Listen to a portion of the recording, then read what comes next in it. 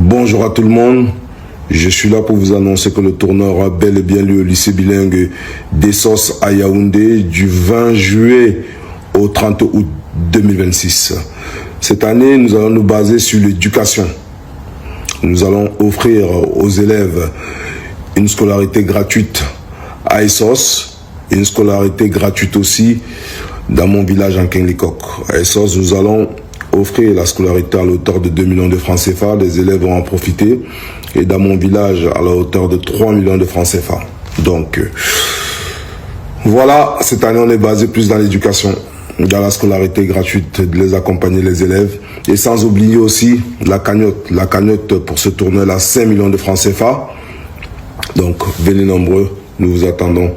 Peace and love. Et ça, ce ne sera jamais basso. Sans oublier, je dis, c'est l'éducation cette année. On est ensemble comme jamais. Peace and love. Les amis, bonjour. J'espère que vous allez bien. Un petit tour de partage ce samedi matin pour vous. Vous avez écouté d'entrée Alexandre Son qui annonçait la tenue de son tournoi de vacances du 20 juillet au 29 août 2026. Ce sera du côté du stade du lycée bilingue d'Essos. Il annonce une cagnotte qui s'élève à 5 millions de francs. Et ajouté à cela, il nous parle de 2 millions pour la scolarisation des enfants d'Essos et 3 millions pour la scolarisation des enfants de Kenlikok. Je pense bien c'est son village. On va switcher un tout petit peu du côté de nos Lions U17. Ils sont du côté du Maroc pour préparer la CAN U17 2026.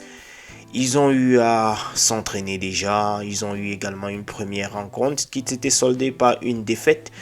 Mais Lion Indomptable officiel nous apprend qu'ils ont très vite fait d'oublier cette défaite-là lors de ce match amical face à la Tanzanie. Et désormais, ils sont tournés, n'est-ce pas, vers le prochain match qui se disputera contre le Mozambique ce samedi 9 mai. On va attendre pour voir si les Lions vont rugir cette fois-ci de la bonne des façons face aux Mozambicains. Également, nous allons prendre nos Lions U20.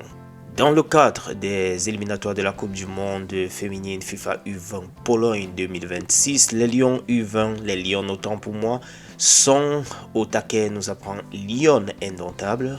Les joueuses de Hassan Bala sont concentrées en attendant le match de dimanche. Elles ont eu une séance d'entraînement ce vendredi à l'annexe du stade Amman Stadium de Zanzibar. Le coach Hassan révise ses gammes et met le paquet pour offrir une deuxième participation successive à la Coupe du Monde féminine FIFA U20 au Cameroun.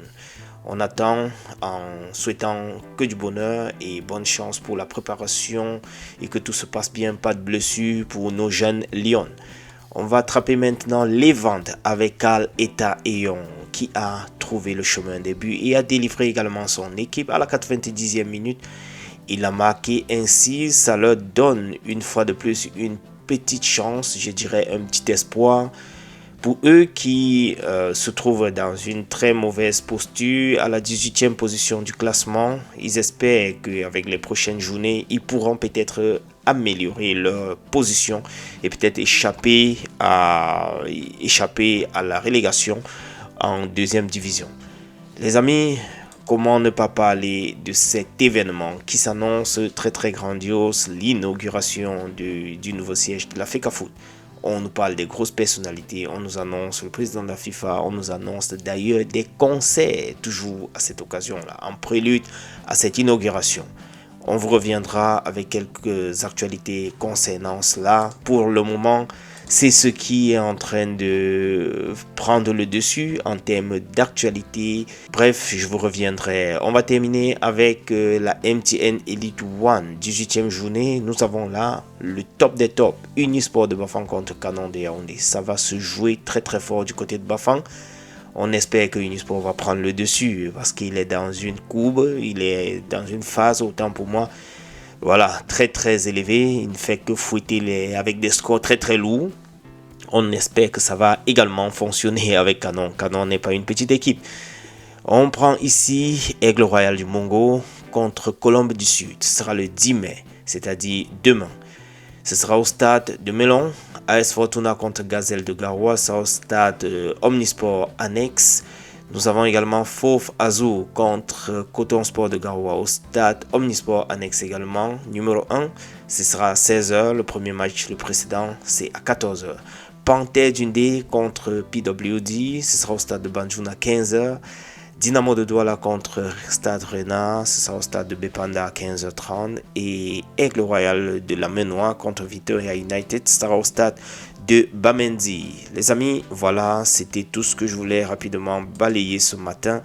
Je vous souhaite un bon samedi ensoleillé et on se retrouve dans le prochain tour. On est ensemble. Ciao.